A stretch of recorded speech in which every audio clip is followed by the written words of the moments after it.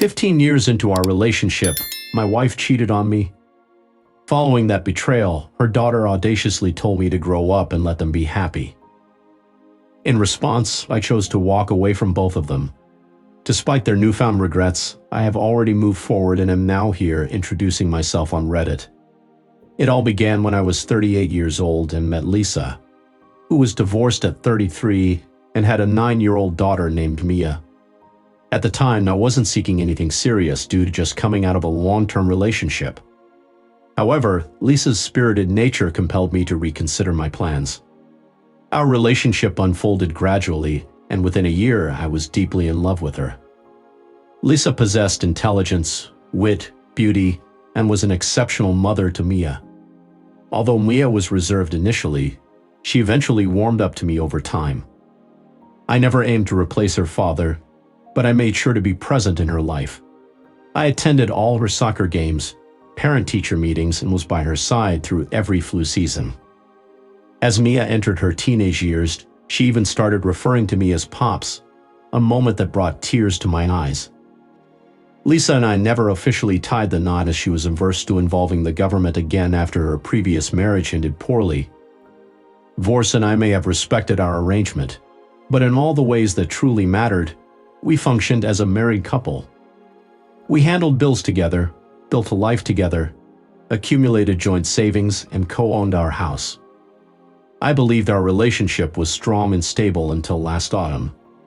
It all began with subtle changes. She started working late more frequently, became overly protective of her phone, and initiated arguments out of nowhere.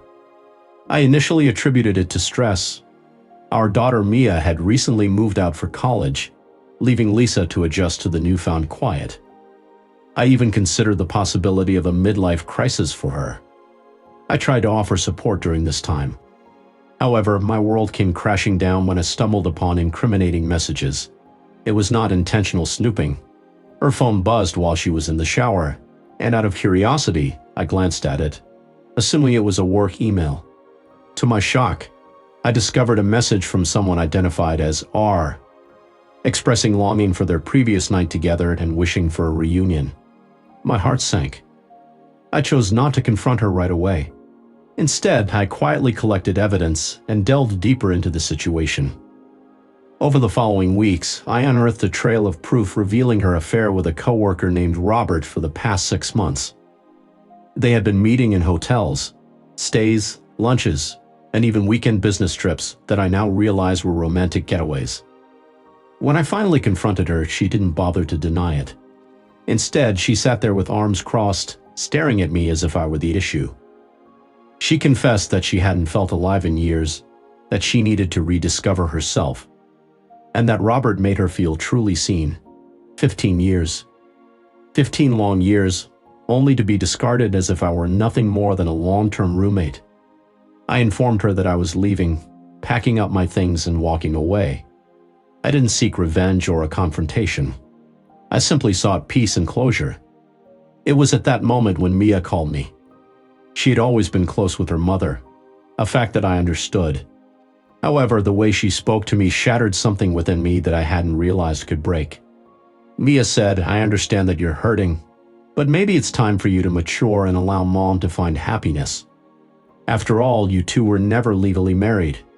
I sat there stunned, the weight of her words sinking in. All I could manage to say was, "So 15 years mean nothing because we didn't sign a piece of paper."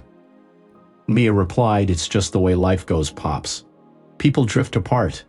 Populations change." Each word felt like a sharp blade aimed directly at my heart. I left both of them behind, moving out of the house I helped pay for and getting my own place in a different town at the age of 53. It was difficult at first, dealing with the silence, the sense of betrayal, and questioning the significance of my relationship with them. However, after about 6 months, something changed. I began to feel like myself again. I no longer had to tiptoe around worrying about their actions or intentions.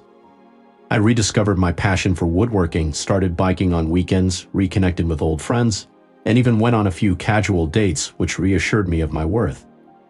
Then, 1 month ago, Maya reached out to apologize, acknowledging her mistakes and expressing regret for her behavior. I chose not to respond. Shortly after, Lisa contacted me, revealing that her relationship with Robert had ended quickly and that she still had feelings for me. She admitted missing me, declaring her love and mentioning her efforts in therapy. Perhaps, just perhaps, there was a chance for us too. We couldn't find our way back. I didn't reply to her either because the reality is, I'd have given them everything, my time, my loyalty, my love. And when things became incredibly challenging, they didn't just let me down, they disregarded me. So no, I'm not going back. I'm not filled with bitterness or anger. I am simply moving on. For the first time in 15 years, I feel liberated, and that sense of peace is something I never thought I'd rediscover. It has been a full year now, a complete orbit around the sun since the night I packed my truck, left behind 15 years of my life, and began anew. It's interesting how time can feel so fluid and elastic as you heal. Some days, it seems like it all occurred just yesterday. Other days, it feels like it belonged to a different person entirely.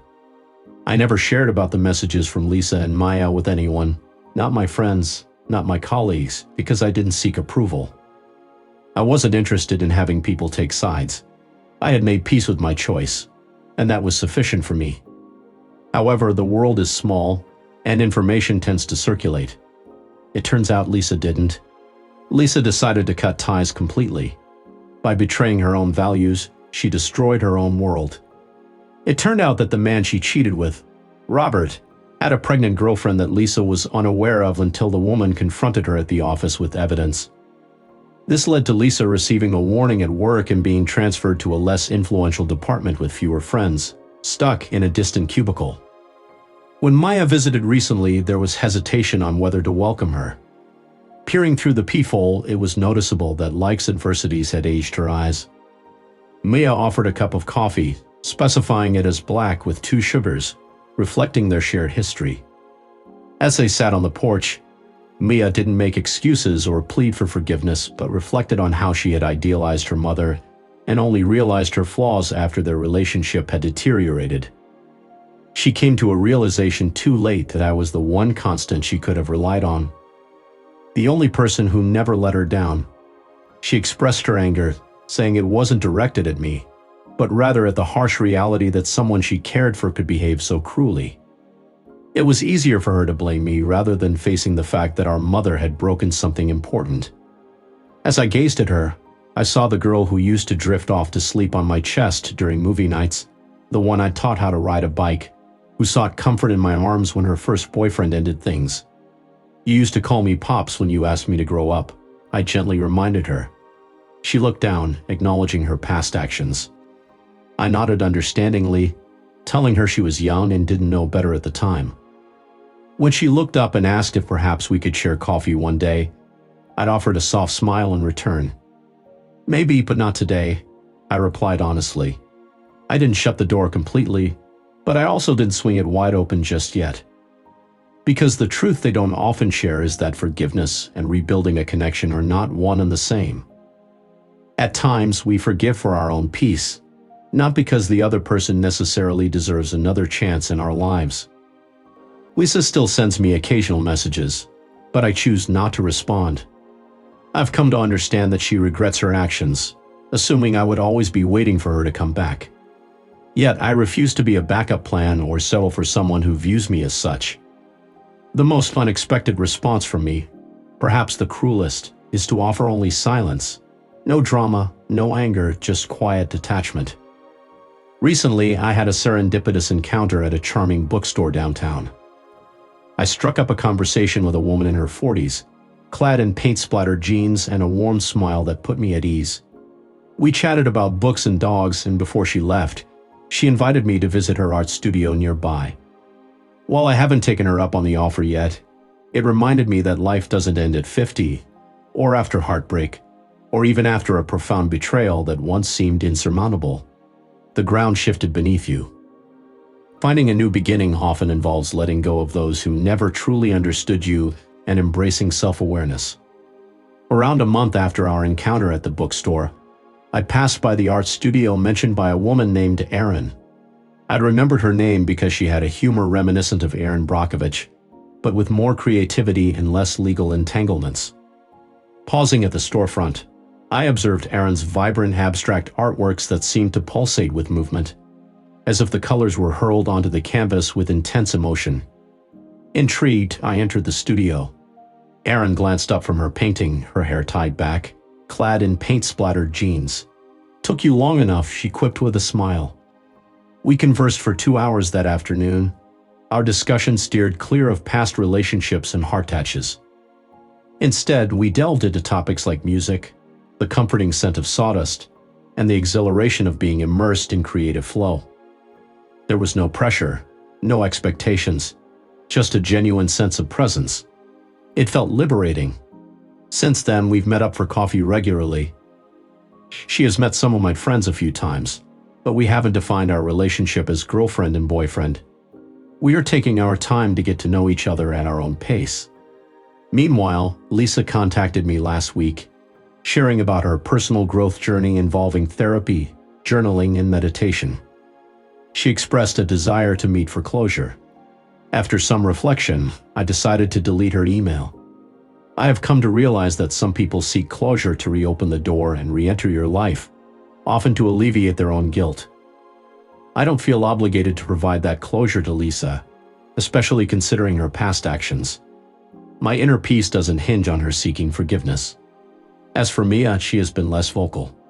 She occasionally sends me articles she thinks I'd enjoy, funny dog videos, or pictures of her dorm decorated with books I gave her when she was younger. While she hasn't used the term pops again, I'm not fixated on hearing it from her. I am content with where things stand. I am focused on moving forward rather than looking back. Some wounds may leave scars, but the pain they bring teaches valuable lessons about what to avoid in the future, what not to tolerate, and who to invest time in. I've let go of my anger. I'm no longer waiting for apologies or seeking revenge. If I were to run into Lisa on the street tomorrow, I'd simply nod and continue on my way. True freedom isn't always about making a grand exit. It can be found in the simple moments of joy, like riding a bike on a peaceful Sunday morning while listening to nostalgic Springsteen songs, feeling completely content in the present. This sense of peace transcends the need for vengeance or validation.